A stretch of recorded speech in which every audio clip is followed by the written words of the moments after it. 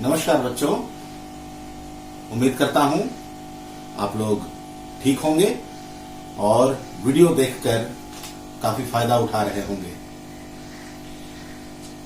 तीसरे वीडियो में मैं आपको लेके चलूंगा पार्ट 3 वाद्य यंत्रों की अनोखी दुनिया में। मुझे पता है, मैं जानता हूं आप लोग जब क्लास 4 में थे तो गाना बहुत गाते थे। आप गाना गाना गाना सुनना किसे अच्छा नहीं लगता? सबको अच्छा लगता है। मुझे भी अच्छा लगता है, आपको भी अच्छा लगता है। बकायदे आप लोग गाना गाते भी हैं म्यूजिक पीरियड में। ये पार्ट हमें ले चलेगा वाद्य यंत्रों की दुनिया में। वाद्य यंत्र मतलब म्यूजिक इंस्ट्रूमेंट्स, यानी जब एक गाना बनता है स्टूडियो में, जब गाने की रिकॉर्डिंग होती है तो सिर्फ उसमें वॉइस नहीं आते। जो सिंगर्स होते हैं, जो गायक होते हैं, वो सिर्फ अपना स्वर नहीं देते, बल्कि उसके साथ साथ कई तरह के इंस्ट्रूमेंट बजते हैं जिन्हें कहते हैं वाद्य यंत्र। हमारे भारत देश में कई तरह के वाद्य यंत्र बजाए जाते हैं अलग अलग उस्तादों, कलाकारों के द्वारा। इस पार्ट में हम लोग जानेंगे हमारे भारत में कौन कौन से वाद्य यंत्र बजाए जाते हैं और उनके बजाने वाले जो उस्ताद हैं उनका नाम क्या है। वैसे आप यहां देखिए, मैंने कुछ वाद्य यंत्रों के नाम लिखे हैं।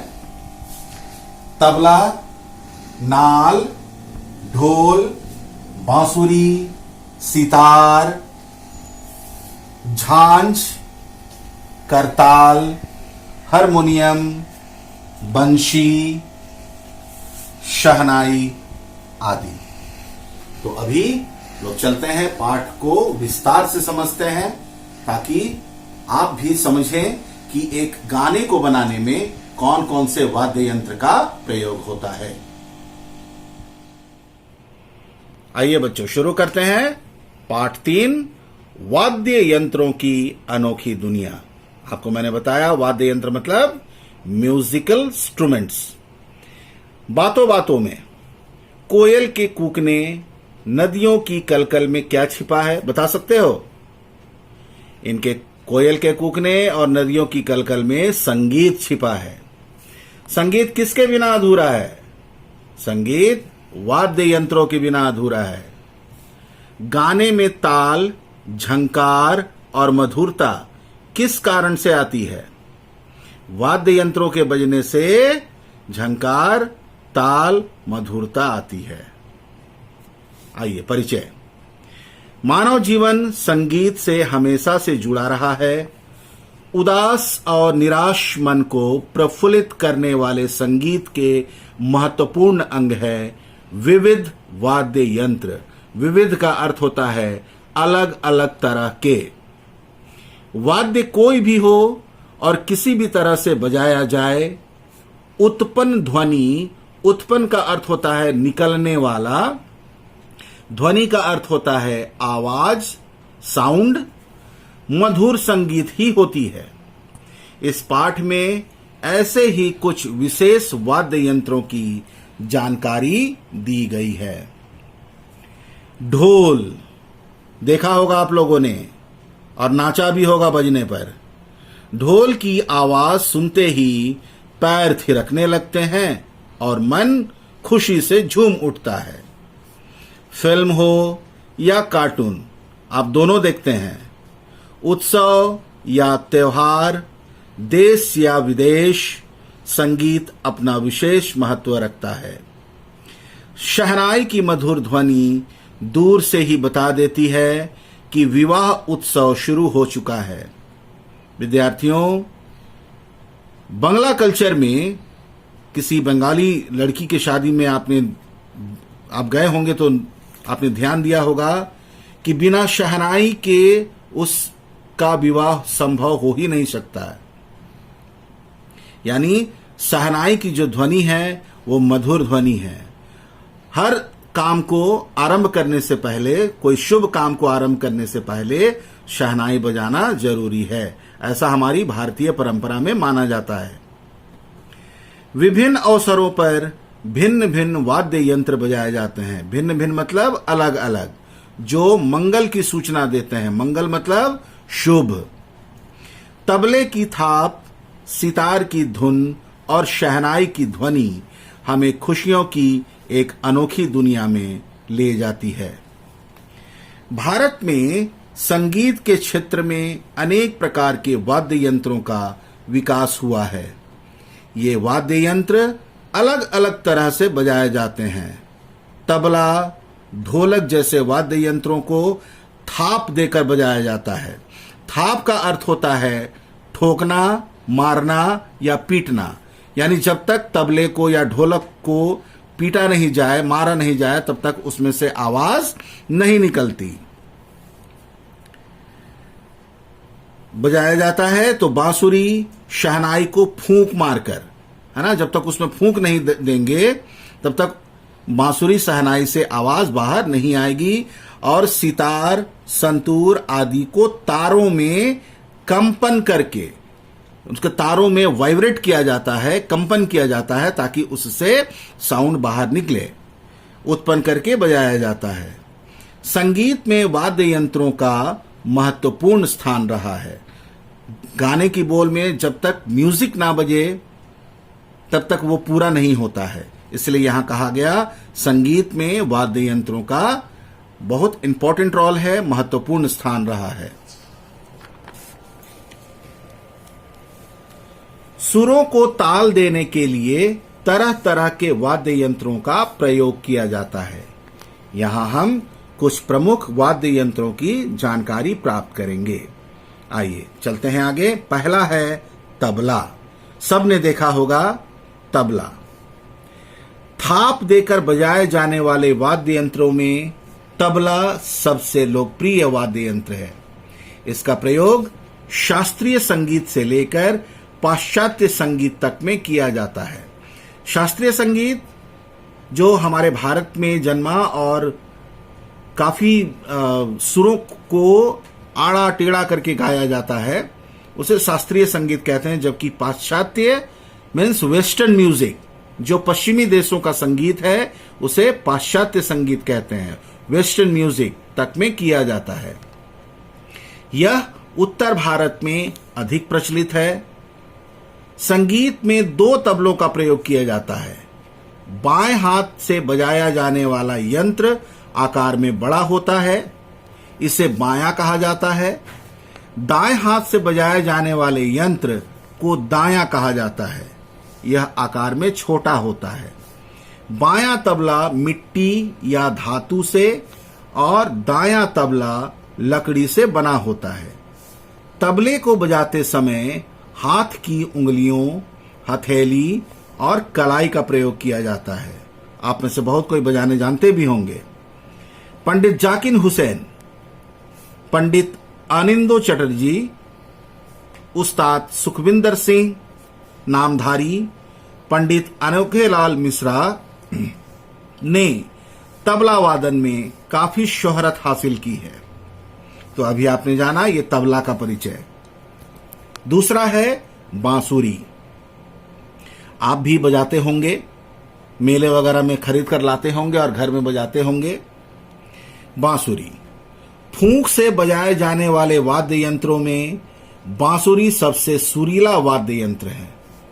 बांसुरी लकड़ी की बनी होती है, जिसमें छेद के पार हवा के प्रवाह से ध्वनि उत्पन्न होती है।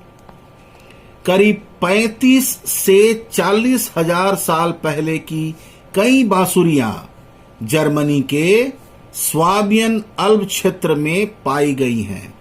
जर्मनी में एक एरिया है, एक क्षेत्र है जिसका नाम है स्वाबियन अल्प क्षेत्र। वहां 35 से 40 हजार साल पहले ही बांसुरी पाई गई थी। इन बांसुरियों से अनुमान लगाया जा सकता है कि यूरोप में एक विकसित मीन्स डेवलप्ड संगीत परंपरा आधुनिक मानव की उपस्थिति के प्रारंभिक काल में भी विद्यमान थी। तो वहीं भारत में भी बांसुरी पौराणिक महत्व रखती हैं। आपने देखा होगा श्री कृष्ण जी के हाथ में क्या होता है? बांसुरी। भारत के प्रमुख बांसुरी वादकों में हरि प्रसाद चौरसिया, पन्नालाल घोष और राकेश चौरसिया के नाम उल्लेखनीय हैं। यानी ये भारत के बांसुरी उस्ताद हैं, बांसुरी बजाने में इनको महारत हासिल हुआ है। अगला है शहनाई। ये चित्र जो आप देख रहे हैं ये है उस्ताद बिस्मिल्लाह खां साहब, जिन्होंने शहनाई बजाने में बहुत महारत हासिल की। शहनाई एक खोखली नली जैसी होती है जिसका एक सिरा अधिक चौड़ा तथा दूसरा पतला होता है। यहां का जो सामने का भाग होता है ये चौड़ा होता है और जो भाग मुख के अंदर जाता है वो पतला होता है। शहनाई के संकरे सिरे पर, संकरा सिरा मतलब वो भाग जो मुख के अंदर जा रहा है, डैने के आकार की 1 सेंटीमीटर लंबी 2 पत्तियां लगी होती हैं। उस्ताद बिस्मिल्लाह खां की शहनाई की ध्वनि कानों में पड़ते ही आनंद की अनुभूति होती है। वे विश्व के सर्वश्रेष्ठ शहनाई वादक माने जाते हैं। भारत के ही नहीं बल्कि ये वर्ल्ड फेमस हैं, विश्व के सर्वश्रेष्ठ शहनाई वादक माने जाते हैं। शहनाई बजाने के समय एक विशेष प्रकार की घास का प्रयोग किया जाता है जिसको कहते हैं नरकट। मैंने असाइनमेंट वर्क में ये दिया हुआ है, इसको कहते हैं नरकट। और नरकट घास के ही खोखली पोली को काटकर इसके अंदर डाला जाता है जिससे शहनाई की ध्वनि साफ साफ और बड़ी मधुर सुनाई पड़ती है। आगे बढ़ते हैं। सितार तारों में कंपन पैदा करके, मीन्स तारों को वाइब्रेट करके बजाए जाने वाले यंत्रों में सितार सबसे लोकप्रिय वाद्य यंत्र है। यह सागौन की लकड़ी और कद्दू पंकिन से बना होता है। इसे बजाते समय अंगुली में महराब पहनकर इसके तारों को झंकृत किया जाता है। एक प्रकार का फिंगर कवर आता है जिसको कहते हैं महराब। अगर वो नहीं पहनेंगे तो तार से बहुत संभावना है कि उंगलियां कट जाएं। उसको झंकृत मीन्स वाइब्रेट किया जाता है जिससे आवाज निकलता है। इसका प्रयोग भी शास्त्रीय तथा अन्य तरह के संगीत में किया जाता है। सितार आपने देखा होगा, सितार पूरी तरह भारतीय वाद्य यंत्र है। सितार पारंपरिक वाद्य यंत्र होने के साथ ही सबसे अधिक लोकप्रिय भी है। यहां देखिए, ये है सितार, पंडित रविशंकर जो सितार बजा रहे हैं। इसे भारत का राष्ट्रीय वाद्य यंत्र होने का गौरव प्राप्त हुआ है। ध्यान दीजिएगा, जिस तरह भारत का नेशनल एंथम जन गण मन है, भारत का राष्ट्रीय पक्षी मोर है, राष्ट्रीय पशु शेर है, उसी तरह से राष्ट्रीय वाद्य यंत्र नेशनल म्यूजिक इंस्ट्रूमेंट क्या है? सितार। पंडित रविशंकर, उस्ताद लियाकत खां, शाहिद परवेज खान और पंडित उमा शंकर मिश्रा ऐसे नाम हैं जिन्होंने सितार वादन परंपरा को लोकप्रियता की बुलंदियों तक पहुंचाया है, यानी फेमस बनाया है सितार को पूरे वर्ल्ड में। आगे बढ़ते हैं। संतूर। संतूर का भारतीय नाम शततंत्री वीणा है। शततंत्री का अर्थ होता है 100 तारों वाला, और वीणा आपने देखा होगा माता सरस्वती के हाथ में, यानी 100 तारों वाली वीणा था, जिसे बाद में फारसी भाषा के प्रभाव से संतूर नाम दिया गया। यह अपने आप में एक अनोखा वाद्य यंत्र है जो कि तार का साज होने के बावजूद छोटी लकड़ी की छड़ों से बजाया जाता है। आप देख सकते हैं यहां शिव कुमार शर्मा के पास ये वाद्य यंत्र है और अपने दोनों हाथों में छोटी छोटी लकड़ी पकड़े हुए हैं, और इन्हीं लकड़ियों की सहायता से वो तारों में झंकार उत्पन्न करके, वाइब्रेट उत्पन्न करके म्यूजिक बजाते हैं। यह मूल रूप से कश्मीर का लोक वाद्य है जिसे सूफी संगीत में इस्तेमाल किया जाता था। पहले इसका चलन केवल कश्मीर में था, लेकिन आज यह भारत के सबसे लोकप्रिय वाद्य यंत्रों में से एक है। इसका प्रयोग भी शास्त्रीय संगीत से लेकर अन्य सभी प्रकार के संगीत में किया जाता है। पंडित शिव कुमार शर्मा ने इसे लोकप्रियता के शिखर तक पहुंचाने में विशेष योगदान दिया। प्यारे विद्यार्थियों, आप गाना सुनते हैं तो साथ साथ ये भी समझिए कि गाने को बनाने में बहुत सारे वाद्य यंत्रों का प्रयोग होता है। गायन के साथ जब वाद्य यंत्रों का साथ मिलता है तो श्रोतागण मतलब सुनने वाले, उस गीत संगीत में डूब जाते हैं। भारतीय वाद्य यंत्रों ने अपनी अनूठी विशेषताओं के कारण देश विदेश में भी अपना विशेष स्थान बना लिया है। तो बच्चों, अभी आपने वाद्य यंत्रों की अनोखी दुनिया पाठ समझा। समझ में आया होगा कि गीत संगीत बड़ी मधुर चीज है। जब तक बोल के साथ कोई वाद्य यंत्र ना बजे तब तक कानों को वो सुनने में आनंद नहीं आता है।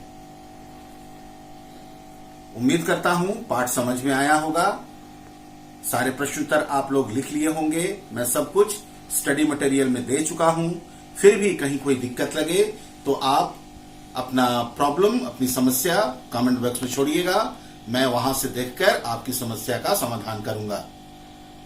Thank you.